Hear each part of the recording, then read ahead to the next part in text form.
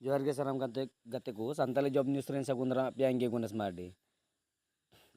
अबुआ सानताल के .com Google चलाव करते पे चार्ज दड़िया नोडे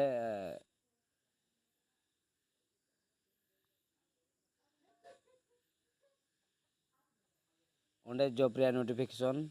जॉब रे अपडेट पे न्यामा सानताल के .com रे ब्लो करते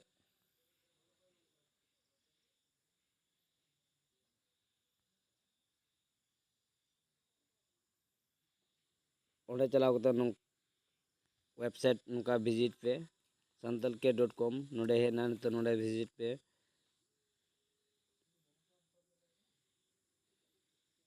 तो नोडे हेना चोटरे सानताल के .com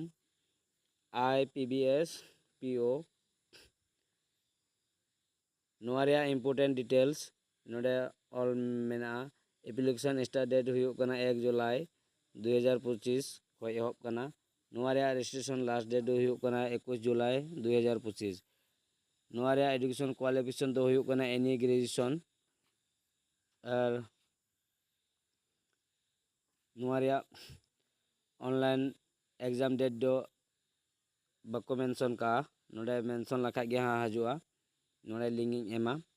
एडमिट रे आहो बको एम कदा डेट नोडे नोआरिया ये एलन खा डेट इन एमा हा और नोआरे ऑफिशियल वेबसाइट दो हुई कना www.ipbs.in नोआरिया अप्लाई लेखाय नोआरे अप्लाई रे फीस दो हुई कना जनरल OBC EWS को दो हुई कना 850 और SC ST PS को दो हुई कना 174 नोआ अप्लाई लगी दो ऑनलाइन पेमेंट हुआ debit card credit card net banking ते नोआरिया